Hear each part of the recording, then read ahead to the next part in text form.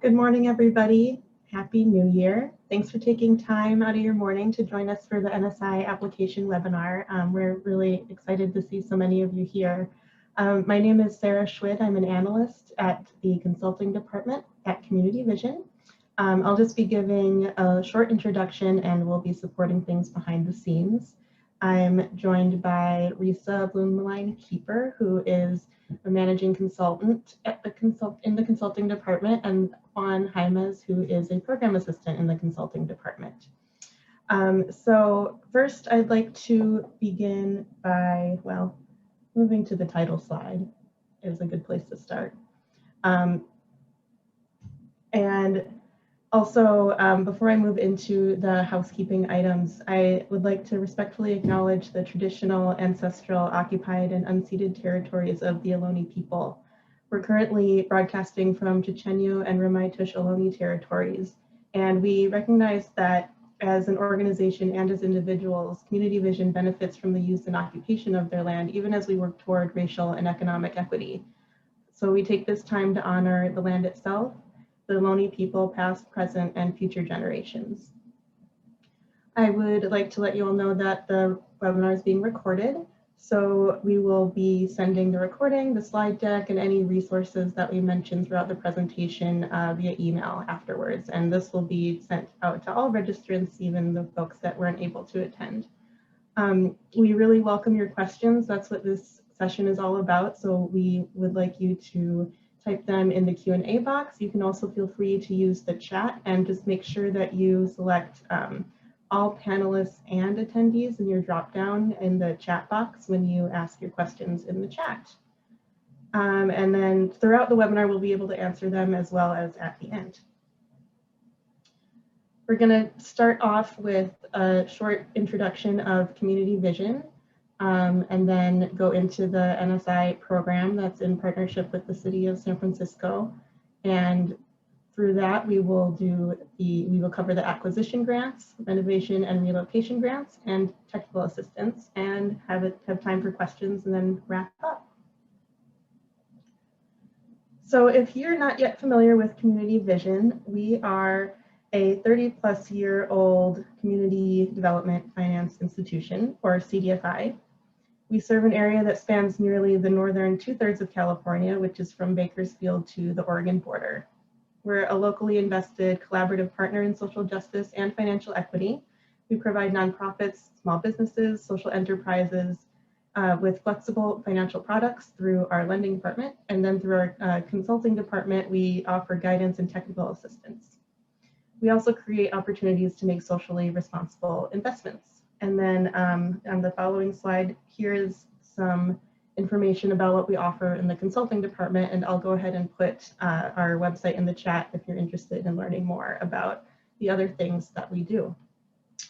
So that's it for me. I'm going to go ahead and pass it off to Juan and Risa to kick off the rest of the presentation. Thank you, Sarah.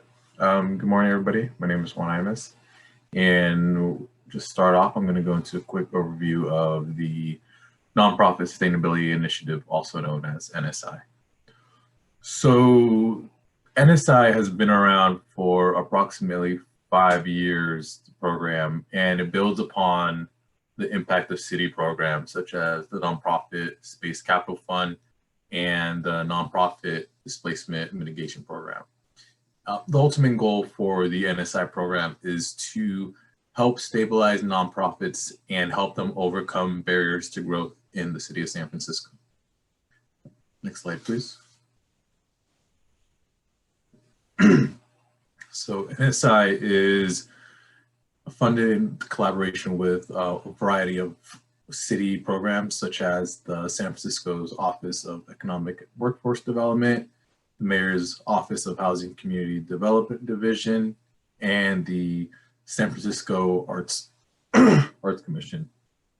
Community Vision administers the grants, we're grantors, and we also provide technical assistance related to NSI to nonprofits. Next slide, please. So since 2017, we have helped support the acquisition of over 130,000 square feet of nonprofit owned space, and the stabilization of over 220,000 square feet of nonprofit occupied space. Next slide, please.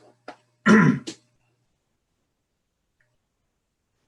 so in order for an organization to apply to this program, there's a few basic eligibility requirements. For example, they have to be a 501c3 nonprofit organization or a fiscally sponsored project. They must be located in San Francisco, and they have to have a record of serving low-income and historically underserved communities for at least the past 2 years. Next slide, please.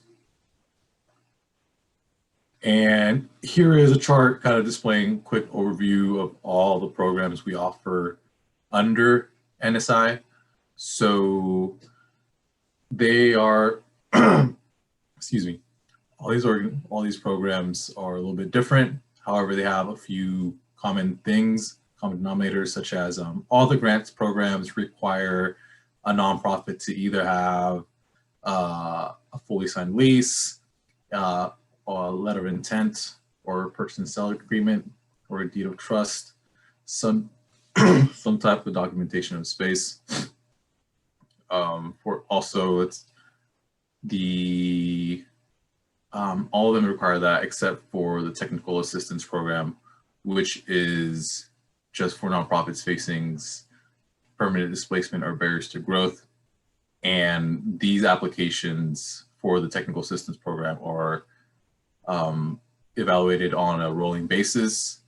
All the grant programs that we will be diving deeper into have a deadline of January 29th, 2021 for applications to be due. Next slide, please. Yeah, so along with the basic eligibility requirements for organizations to apply, the program is open to all, but priority is given to applicants that are deeply rooted in low income and historically underserved communities, face significant financial constraints, but have secured recent investments, receive support from multiple sectors, are able to identify the positive impacts on their beneficiaries from the space that is being proposed in the application, and can also demonstrate plans to identify and mitigate financial risk. Next slide, please. And I believe this is where Risa will take it away a little bit deeper into acquisition grants. Thank you, Juan and Sarah, and good morning, everyone. Thank you for joining us. I'm excited to see all of you here and look forward to hearing more about your projects. So as Juan mentioned, there are a few different grant pools that are available through the Nonprofit Sustainability Initiative. The one that I'm going to talk about now is the acquisition grant pool for organizations who are purchasing a building. So we have 2.2 million available in this round of the acquisition fund. And the grants are made to organizations who are purchasing new nonprofit owned space. So if you're purchasing a building from the current owner and the current owner is a nonprofit, you would not be eligible. It has to be newly owned by a nonprofit.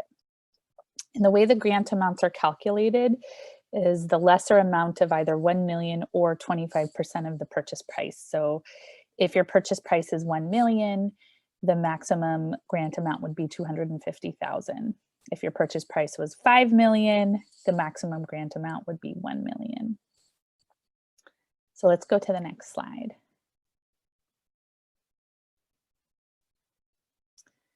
So as Juan mentioned, we require site control for basic eligibility for an acquisition grant. And site control means that you either have a fully executed letter of intent to purchase a site, or you actually have the purchase and sale agreement signed, or you have a deed of trust, meaning you already own the property and you purchased it during the look back period.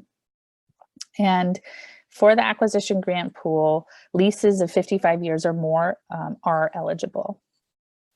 And the disbursement deadline is February 28th of 2022. So we expect to announce this round of grant awards roughly end of March and be getting into grant agreements, in April, and starting to work on dispersing the funds. So it'll give organizations almost a year to close on their acquisition.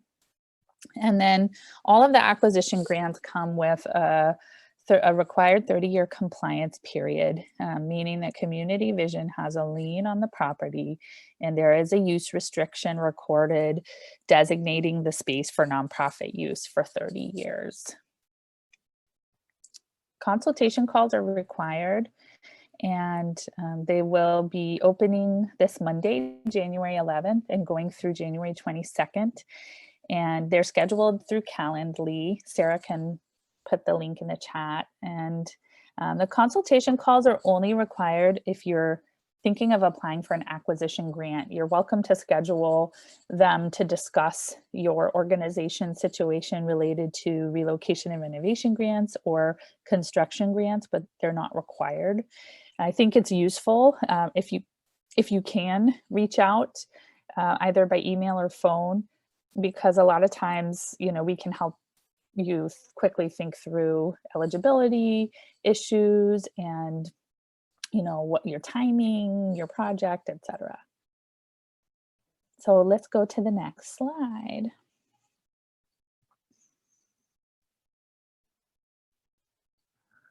I also see some questions. So I'll do this next slide and then I can stop for a second and answer questions. So the acquisition grants are evaluated, or the applications rather, are evaluated with regard to the 5 program priorities that Juan discussed earlier. So the organization has to be deeply rooted in historically underserved communities. There needs to be at least a 2-year track record serving residents of San Francisco. There needs to be evidence that the organization has faced financial constraints, but has also secured recent investment. I see there's a question about this in the chat. So let's see, related to leasing or related to building capacity. So securing recent investments would mean like demonstrating that there's interest in supporting your organization. Maybe you've received a recent grant from a foundation or a city agency. Maybe there's some capital campaign work you're doing and you've received some initial pledges, something that shows that even though you're facing barriers to growth or financial constraints, that you have a pool of resources that you can draw from to move forward with a large project like an acquisition. So Yvette, just let me know if that answers your question, or feel free to throw something back in the chat. So going back to the slide for a second, the other program priorities, meaning that there's an urgent need for the project, that you can demonstrate completing this project in the next 6 to 9 months will really help catalyze your organization and the services provided to San Francisco residents.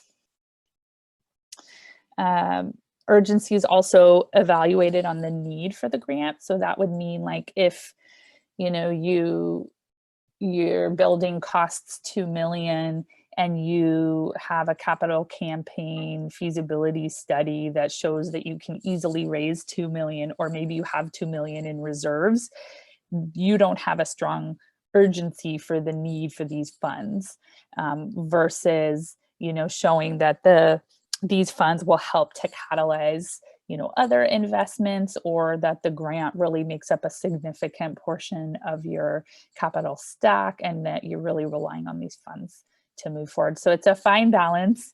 You need to show other support, but you also need to show that the funds will be impactful. And then Urgency is also evaluated in terms of timing. So is the project on track? Is it happening now? Is there a reason why it happening now is critical versus, you know, do you have a really supportive landlord who is willing to sell the building to you at any time and you have a 7-year lease? You know, for example, maybe that's not so urgent. And then project readiness is also a huge factor. It's rated really highly in the in the evaluation process. And that means, you know, are you ready to move forward? If you get awarded an acquisition grant, are you going to be able to move the acquisition forward and close the acquisition by the disbursement deadline? Do you have your financing ready? Do you have your fundraising in place? Do you have some key donors in place? Do you have your project team ready? Do you have an architect? Are you ready to move forward on your due diligence with, you know, environmental reports and appraisals? Do you have a plan for operations? How are you going to manage it from a staffing perspective? So really thinking through all of the elements that will be required to move this project forward and how ready you are on each of those elements. And then the organizational capacity piece I just spoke to a little bit. You know, it takes so much time to work on a real estate project. And if you are a small grassroots organization, really recognizing, you know, that this could be 50% of an ED's time easily, or someone else on your staff. So who is it going to be? How are they going to get support for their other responsibilities? And then on the other end, once you own the building, how are you going to place it in service? What's your staffing plan going to be? Okay, let's move on to the next slide.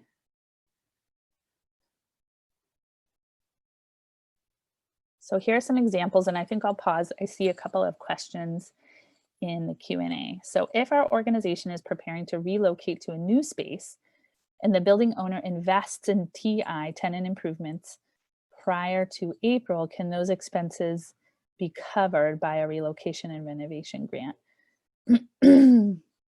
So if your building owner is investing in the TIs, then it wouldn't be an expense that the organization is responsible for. Then you wouldn't be eligible to receive a grant since it's not your financial responsibility. And John, just let me know if that answers your question or if you have a follow-up question. And then Ashley, I see your question. How is the acquisition different from the long-term lease for this grant? In terms of this grant, any leases over 55 years are considered acquisition. And so what we would do is just calculate in terms of grant sizing, we would calculate the full amount of your lease payments over the 55 years and consider that to be the acquisition price, and then size it based on the lesser of 1 million or 25% of the total price. Okay, so here are a few examples. An organization plans to acquire a building for 8 million. The property needs to be renovated and construction costs are estimated at 2 million. So the total project budget is 10 million. How much is the organization eligible to apply for? And feel free to throw your answer in the chat. If you get the right answer, you'll get an acquisition grant. No, I'm just kidding. So while you guys are waking up and putting your thinking caps on, okay, we've got Sharon, 1 million. Yes, you are correct. So Sarah, if you don't mind clicking through. So yes, the answer is 1 million. The organization is eligible to apply for the lesser of 25% of the acquisition price, or $1 million. In this case, the 25% is over 1 million, so 1 million would be the max. So let's go to the next slide. So an organization is in discussions to acquire a building. The owner is interested in selling, but probably won't be able to finalize the LOI by January 29th when the application is due. So is this organization eligible? And we get this question a lot. So even though it may seem straightforward, I think it's important to just confirm that the organization is not eligible. So we need evidence of site control. That means a fully executed LOI, PSA, or deed of trust, or a 55-year lease, fully executed. Without that, we really can't move forward with a clear guarantee that the acquisition has a pathway to move forward. Okay, so let's move on to the next slide. So in this example, the organization purchased a building in September of 2020. The acquisition was financed with debt, equity, and a short-term bridge loan. Is this organization eligible to apply? And this is a bit of a trick question because I don't think we put this information in the deck earlier. So you may not know the answer, but there is a look back period on these grants. So any acquisition that was completed after August 1st of 2020 is eligible to apply for grant funds, even though the acquisition is closed. So this organization would be eligible to apply. Okay, let's go on to the next slide. So now we're going to move into talking about the construction grant pool. This is also known as Community Cornerstones, the Community Cornerstones program. And these grants are up to $250,000 with $250,000 currently available. So it could either be one grant or multiple smaller grants. And we need a fully executed lease or LOI for the space. And these grants are specifically for organizations leasing commercial space in new affordable housing developments, 100% affordable housing developments. And we need at least a 5-year lease, 5 or longer. And the funds, the disbursement deadline is the same as the other grant pools, February 28th of 2022. And we have received a couple of questions of what does new and what does affordable mean. So for affordable, we use MoCD's definition of affordable, and that's available online. Sarah can also follow up with that link either in the chat or afterwards. And when we say new, we mean that the housing development needs to be either in pre-development, currently in pre-development, or in construction right now. So if it's already completed and in service, it will not be eligible. Okay, let's move on to the next slide. So the eligible use of funds for the construction grants are strictly tenant improvements. So these are really meant to fund construction. And we know that this serves a really great purpose. There's a niche here where, construction can be incredibly hard to fund. So we really want to protect that and keep these funds focused on funding the actual construction that nonprofits will need to pay for, usually to take their commercial space from like a cold shell or a warm shell into placing it in service as the larger development is being constructed. And as nonprofits are moving into the construction process and working with contractors, they will need to make sure that they're following prevailing wage requirements, meaning that you're preparing a bid manual, you're following fair bidding policies, you're following fair pay policies, you're posting your project in the newspaper and prioritizing minority and women-led businesses. You're making a good faith effort to reach out to local entities, and that you have a fair selection process as you select the contractor that you're going to move forward with. So there's a pretty detailed process that you need to follow here. Community Vision helps you on, through every step of the way, but it does take some time. It does take some attention, and it is, there's a fair bit of administrative work involved. So just, really wanting to give everyone a heads up that, it's important to set aside some time and wrap your head around the fact that, you need to intentionally move through each of these steps. Once you do, and you've moved into compliance, it's a one-time process. You will be there, and then you'll be able to start drawing down the grant funds. Let's see, I see a couple of questions, so let me take a pause. Hope SF site would Hope SF sites qualify? Yvette, let me get back to you on that. I have to run that question by a few folks, so I will get back to you. If you want to put your contact info in the chat, I'm happy to email you afterwards. Okay, and then I see a question here from Serena. Can construction grants be used for substantial rehab projects with ground floor nonprofit commercial space for TI? Only if they're new 100% affordable housing developments. Oh, sorry, now I see your second question. I meant to say affordable housing, substantial rehab. No, they have to be new developments. And I think I see the same question from Anne. Okay, good. And Lindsay's also asking, will this be an annual or a recurring program? Good question, Lindsay. This program has been running since 2017. It is funded annually through the City of San Francisco's budget process. So the Board of Supervisors do vote to fund or not fund this program on an annual basis. We wait for the budgeting process to be completed before we know whether there will be new funds in the program. So far, it has been funded annually, so we'll just have to see. We know that the city is facing a budget crisis this year, and many city agencies have been asked to drastically reduce their spending. So we'll just, have to see how it goes. And I think we've answered all the questions here. If new units were added to an existing building, that also would not be eligible. Let's see, and Stephen has a question. Is there a limit to the amount that one can apply for based on the construction budget?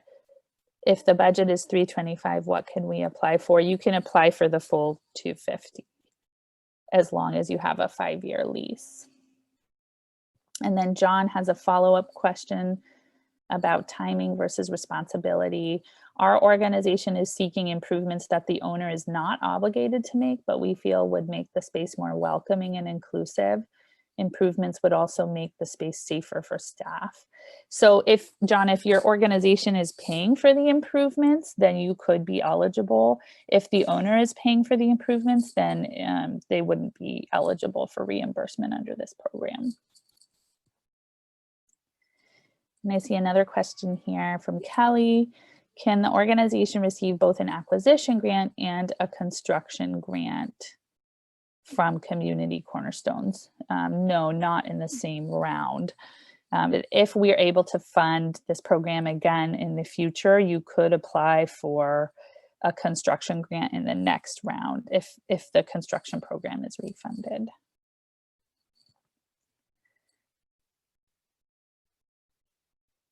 Okay, I think we've got all those questions. So let's move back to the slide deck and we'll move to the next slide.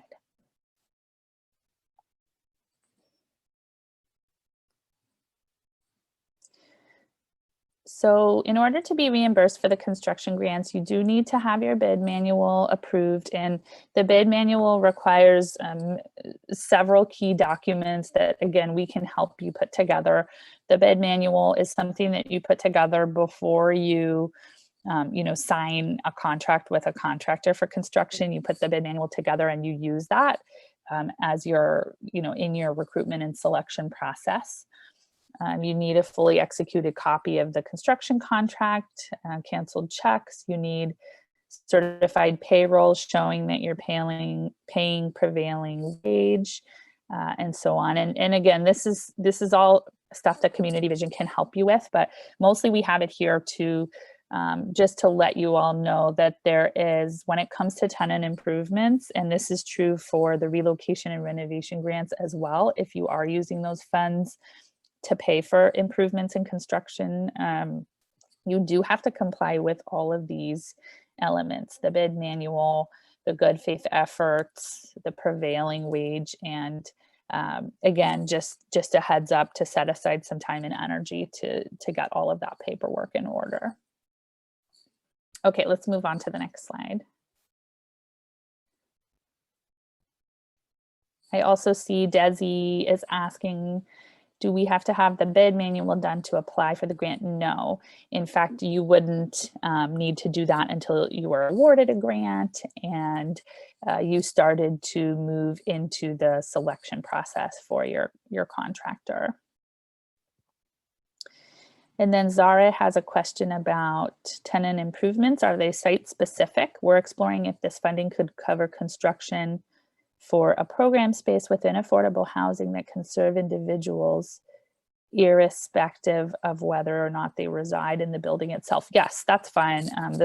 The recipients or beneficiaries of your services don't need to live in the affordable housing development, although that is, you know, the general concept of having service organizations in the ground floor is that we hope that you would make your services available to the residents if they do want to participate.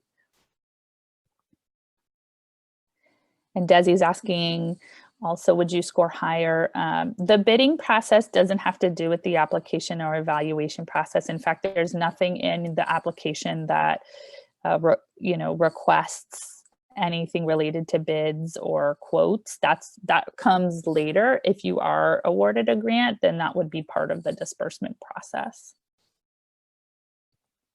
Okay, so with the construction grants, you know, we stick to the same priority criteria areas.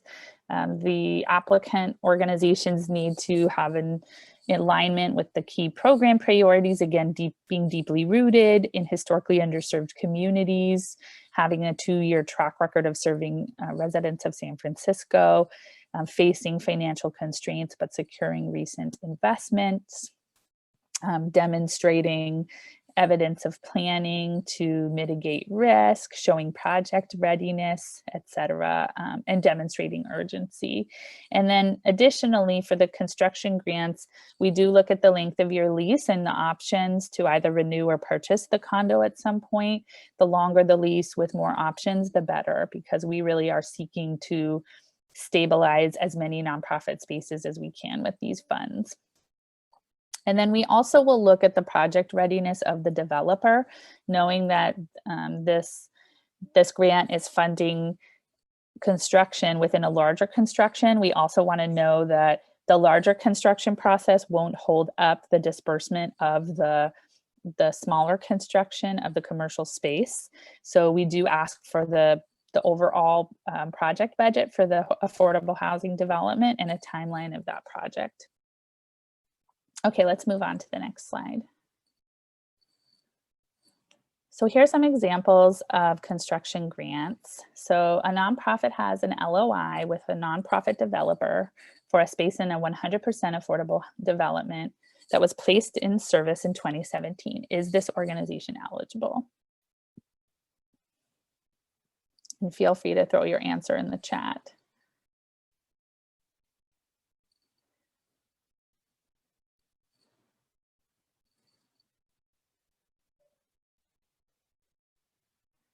I'm seeing one no, and that's right, Kelly. The answer is no. Thank you, Fonda, as well. Yes, the answer is no. The organization's not eligible. It does have to be a new development in pre-development or construction. It also has to have received some sort of a funding commitment from the city of San Francisco. Okay, let's go on to the next slide. So a nonprofit was awarded a construction grant and they've signed the contract with a selected contractor without following the prevailing wage process. Will this organization's construction costs be eligible? And I hope that you all know the answer to this now. The answer is no.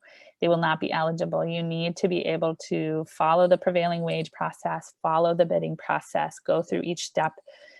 Again, Community Vision's here to help with that. You don't need to be an expert, but you do need to be willing to, go through that process.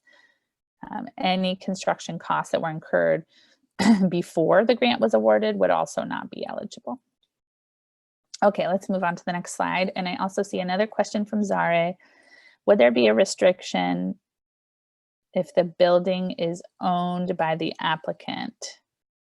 we're looking to close a significant capital campaign fundraising gap for the program space while leveraging development money for the residents. Oh, you mean the larger development, I see. Okay, so Zara, you and I can follow up offline about that, because there are some more details if you are applying as a nonprofit developer. So I'm happy to have that conversation with you offline. And Sarah can throw my email into the chat and feel free to email me. Okay, so in this example, a nonprofit has a pre-development budget of $300,000, which includes engineering, architectural, etc. And we're wondering, what is the portion that's eligible for reimbursement with a construction grant? This is a bit of a trick question. The answer is none or zero. This is really truly a construction grant. It's meant to pay for construction activities only. Okay, so let's move on to the next section, and we'll talk about the relocation and renovation grants. So this is the third grant pool. We have up to $675,000 available, and these grants will fund organizations with 3-year leases or longer. So if you have a 3 to 4 year lease, you are eligible for grants up to $50,000. If you have a 5-year lease, you're eligible for grants up to $75,000. And this year, we're pleased to add an extra $10,000 add-on for reopening costs into the pool. So if you're applying for a relocation or renovation grant with a 3-year or longer lease, you can, in the application, you can check a few extra boxes, fill in a few additional pieces of information, and request the additional $10,000. And the $10,000 would be for eligible capital and operating costs to reopen your organization. So for the Reno Grant program, you need a lease, a fully executed lease or letter of intent for a lease that was executed, either will be executed or was executed on October 1st of 2019 or later. So this is our look back period. And again, we need a 3-year minimum on the lease. And we're really looking to support organizations who are at risk of displacement or are facing barriers to growth. And Juan will talk a little more about that in the technical assistance section, but just a sneak preview. At risk of displacement, could mean that the building's just been sold, the organization is being evicted, your lease is ending with no option to renew, or facing barriers to growth could be that, your services have really expanded and you're not able to serve everybody properly in your space, or, during COVID, you're not able to create a social distance situation to be able to reopen your space. So there are a lot of different ways that an organization may be facing barriers to growth. And that's really, those are the two categories we want to be investing in. And again, the disbursement deadline is February 28th of 2022. Okay, I see a couple more questions. So let's pause. So Serena is asking, if the lease is up for renewal, but was originally signed in 2012, you would be eligible if you renewed it by January 29th, by the application deadline. And then Rose is asking, we just signed a 1-year long lease on purpose because we were unsure of long-term funding. Would an LOI count for a longer lease? Yes, if you had a fully executed LOI for a 3-year lease or longer by January 29th, you could be eligible. Okay, and then I see a couple of questions in the chat. What if we own the building for the renovation grant? You would not be eligible. This is only for tenants. And Juan is asking if renovation grants can be applied to organizations with offices on federal land. I don't see why not, Juan, as long as you meet the other eligibility requirements and can demonstrate a lease that is 3 years or longer in length. But if there's something that you're thinking of that's unique to your situation, I'm happy to follow up with you offline.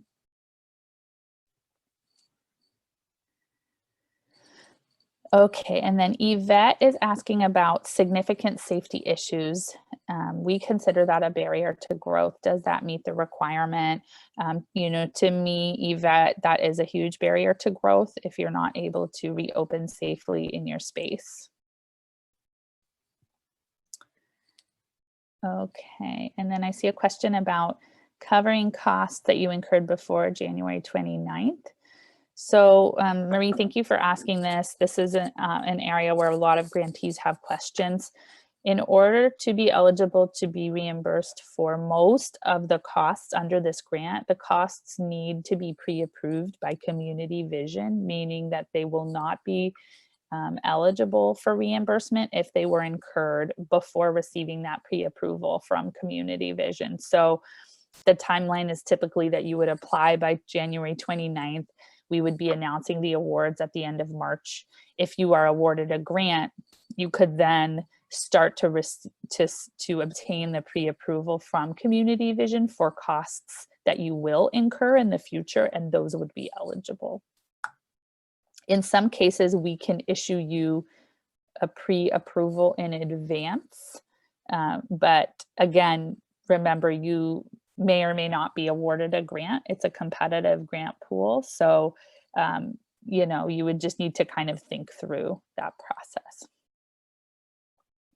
Okay, and then I see a few more questions. So I'm gonna go back to the slide deck for just a second, and then we'll get back to these questions in the Q&A box. So let's see if we can go forward, Sarah, back to the relocation and renovation grant section. And then we'll move to the next slide.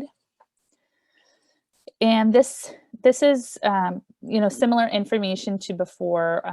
The relocation and renovation grant pool follows the same priority program areas as the construction and acquisition grants.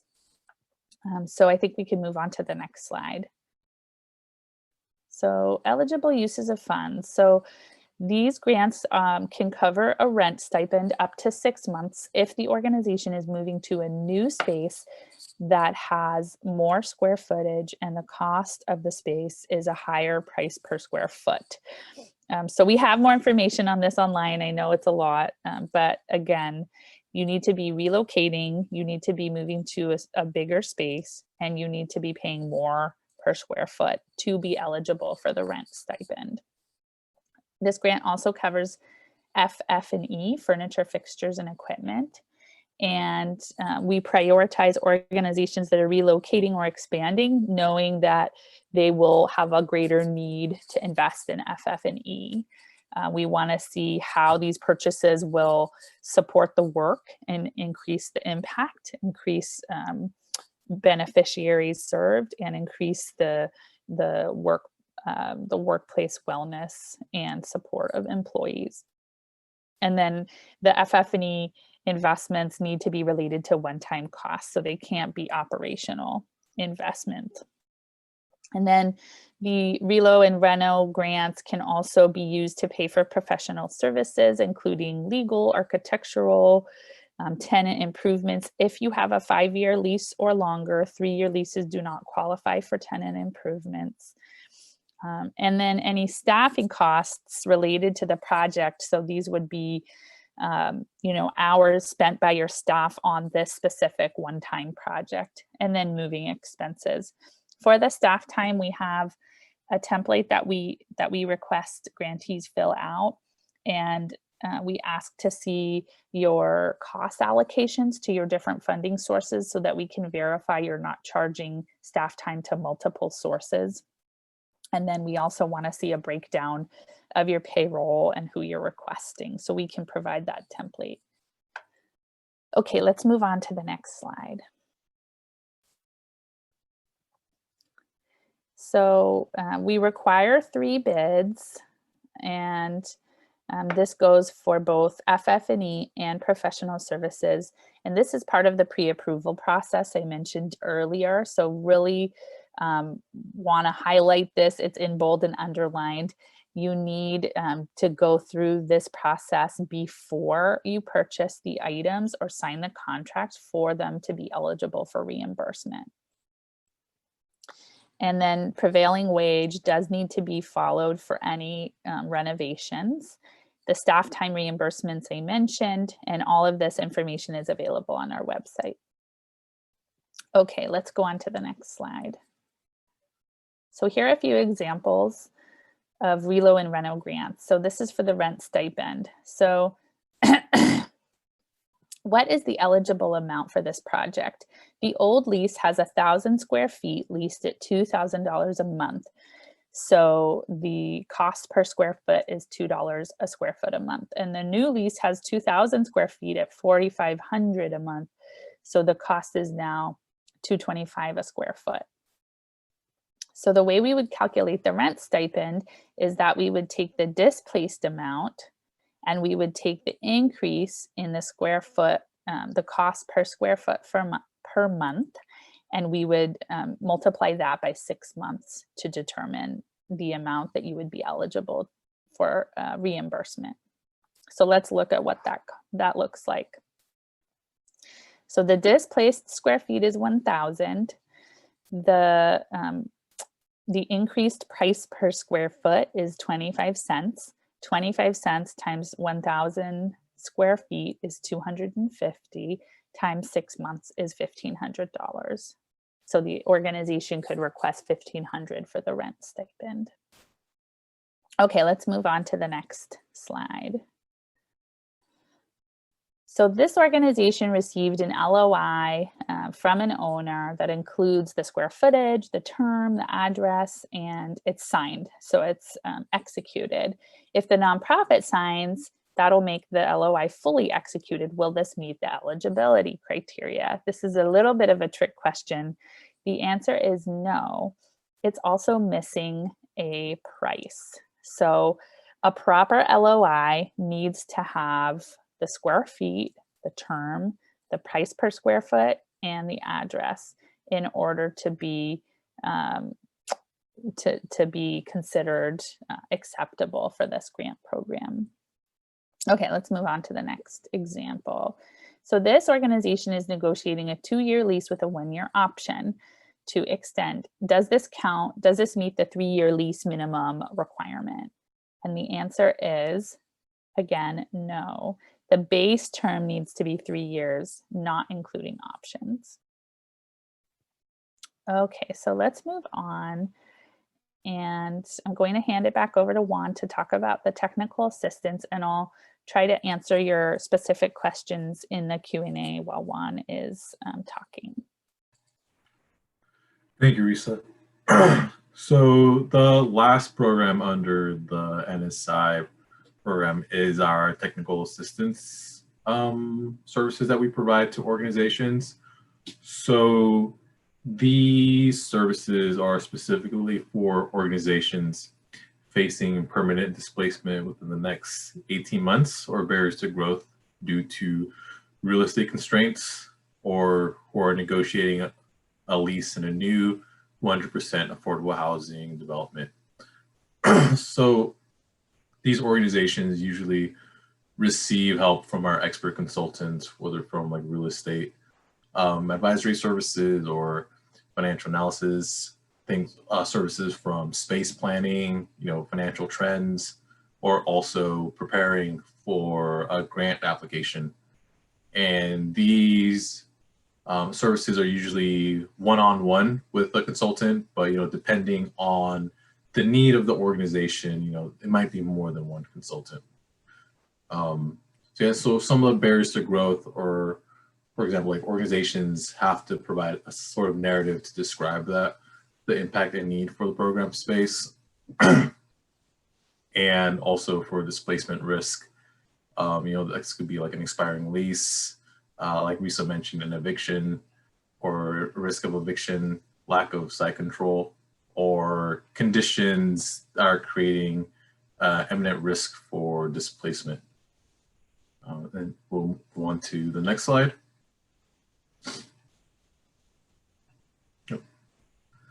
Thank you. Oh, here are some of the services provided under the technical assistance program. And also want to emphasize that, any organization can apply for this program throughout the entire, there's no deadline for this program. Applications are accepted on a rolling basis, and you'll usually receive a response within 45 days, sometimes a little bit sooner. But yeah, just really want to emphasize that. Next slide, please. And just to kind of wrap it all up, here is a chart illustrating the deadlines and the times for this round of funding. So all grants are due, their applications are due January 29th, 2021 by noon, and no late submissions will be accepted. And also, the last day for asking questions will be in 2 weeks from now, so Wednesday, January 20th, 2021, and that'll also be the last day that organizations who are interested in applying for acquisition grants, that will be the last day that organizations will be able to schedule a call for their required consultation. And our target date announcement for all these grants will be, as we said, like in March 22nd of this year. And like I mentioned before, technical assistance will be accepted on a rolling basis. So next slide, please. And here is a slide full of the links that we've been putting in the chat, and also a little bit more information regarding the different programs nested under the Nonprofit Sustainability Initiative. So I believe we'll be sending out this deck as well. Yes, thank you, Sarah. So that y'all will be able to access this information at your leisure. And next slide, please. And that's it. This wraps up our NSI informational session. I think we'll open up the floor now for some Q&A. So let's see, Risa, let's see what's going on in the Q&A. Okay. Yeah, let me know, Juan, are you seeing any other questions we haven't answered? So let's see. So can you please restate the requirements for an acceptable, which was answered. So for renovation grant, or is an organization applicable if they have already hired a contractor? The process was overseen in partnership with OCD grant. Okay, so if you've already hired a contractor and you haven't received pre-approval from Community Vision, it's highly unlikely that these costs would be eligible. There's a small chance that perhaps in partnership with your MOCD grant, you have followed all of the prevailing wage requirements and the bidding requirements, the good faith efforts to hire from the local community and so on.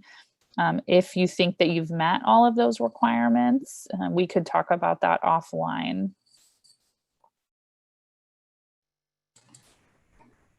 Okay, and then I think the last one from Yvette is, so the question is, what qualifies as 100% affordable housing?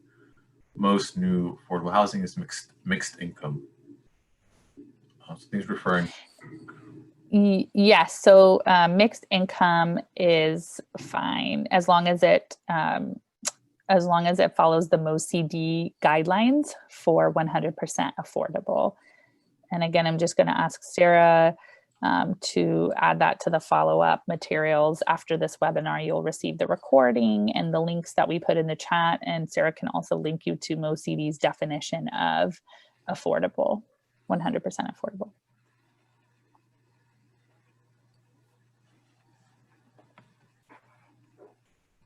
We have a few more minutes. Does anyone else have questions?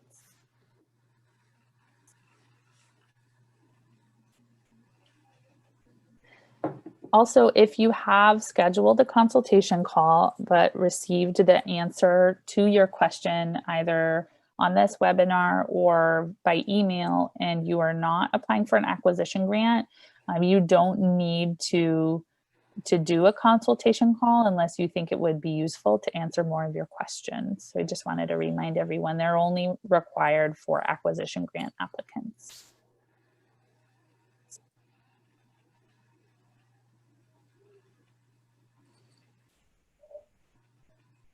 Okay, it looks like we've answered everyone's questions.